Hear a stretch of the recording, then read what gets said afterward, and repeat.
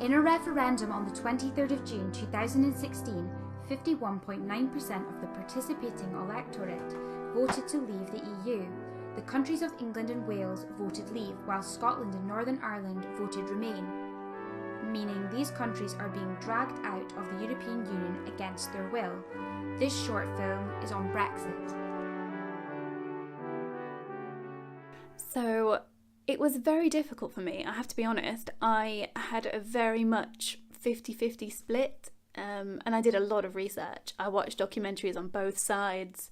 I listened to all the different MPs, and I know that some of them were biased, which I'll explain a little bit later. But in the end, I actually voted to leave the EU. That's the European Union, by the way, not Europe. I think a lot of people are like, oh, you're leaving Europe, so get out, see you later. You'll be dismissed from all maps, and in future we won't count you as a country. But I think that it's important to differentiate. We love Europe. We don't like the European Union.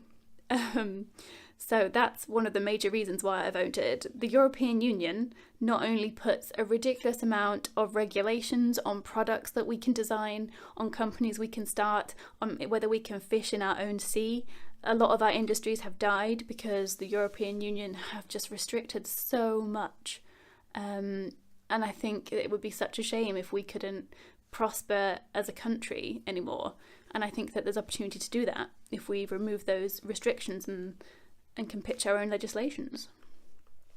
I think a lot of the leaders of the country, the MPs and at the time, David Cameron tried to pitch new legislations and get new laws put in place. And the people above him in Brussels just said no. The people in Brussels who actually make the final decisions are people that can't be voted in. They're people that are just given those roles, and a lot of people don't recognise them. They showed photos to people on the street saying, do you know who this is? People don't know who lead the country, who makes the decisions. And our MPs come back saying, oh, sorry, I tried, but Brussels said no. So they have a very easy job, really. They have a position of power, but none of the responsibility. So it's ideal for them. That's why they were all saying remain. I voted to stay in the European Union. I thought that the world's getting a smaller place as opposed to a bigger place, and I think that actually the United Kingdom is better within the European Union than out with it. However, now that the decision's been made, we need to get on with it.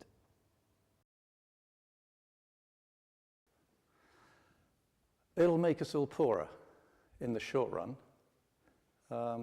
In the long run, 10, 20-year run, I don't think anybody knows. But in the short run, it will hurt. It won't hurt Aberdeen as much as some places, I think, because the oil industry, because it's an international industry, oil's exported, traded on international markets. So it's not nearly as exposed as the car industry, for example, or some of pharmaceuticals. I guess the universities will be badly hit because tertiary education will suffer because of the way research is funded in Europe. A lot of European money flows into research, and there are a lot of cross-border projects, and it's not at all clear how Britain will continue to participate in those, but it certainly can't help, and it could be really damaging. Within, I guess, farming, because there's still quite a lot of farming and fishing in this area, so I guess both of those things there'll be an effect. In fishing, I think there's been a lot of disingenuous encouragement from politicians that we're going to take back control of all our fishing. Very unlikely. Fishing is a tiny fraction of the trade that the UK does. We're in negotiation about a whole slew of things in trade. Seems to me very unlikely that fishing is some preeminent consideration. So fishing will get traded. Significant parts of what the fishermen want will get traded away is, I think, just a safe assumption. Because in a negotiation, things get traded away. The farming economy in general, there's quite a lot of labor, there's quite a lot of low-cost labor within farming, which is likely to be hit by Brexit, so that'll be a bad thing. Potentially there can be good things because the Common Agricultural Policy is a bit crazy. So if the British government follows through on improving the environment, giving grants for improving the environment rather than just giving grants to big rich farmers, that could be a benefit, I think, to everybody.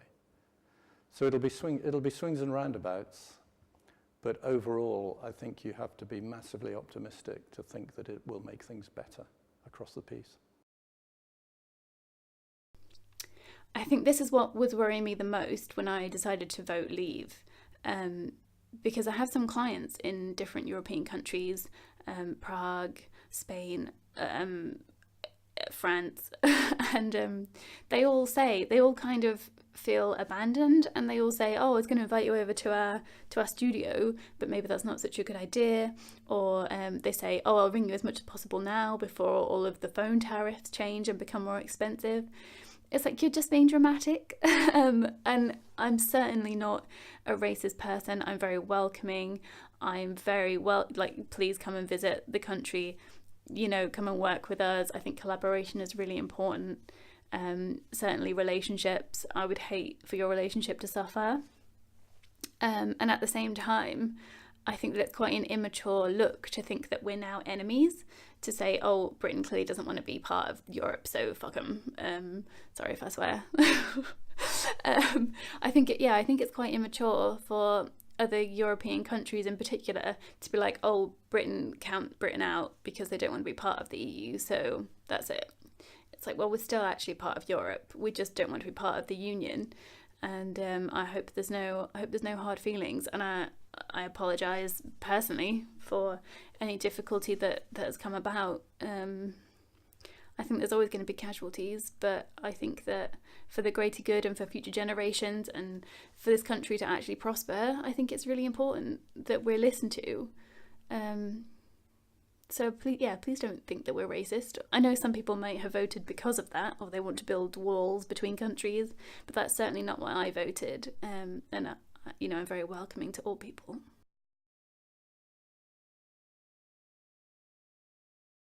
Absolutely not. I think that when it comes to independence, the people of Scotland knew what they were voting for, just as we knew what we were voting for in a referendum to stay in or out of the United Kingdom. When you look at the referendum on Scotland, the very fact is that if independence had happened, Scotland would have been out of the two biggest trading nations that they trade with. England, Wales and Northern Ireland, part of the United Kingdom, and indeed Europe. Because let's reflect upon this. Independence meant that you'd have been out of the EU because the member state was the United Kingdom. It wasn't Scotland, it was the United Kingdom. So I think that if we are to have another independence referendum, it should be next generation, it should be 30 years' time.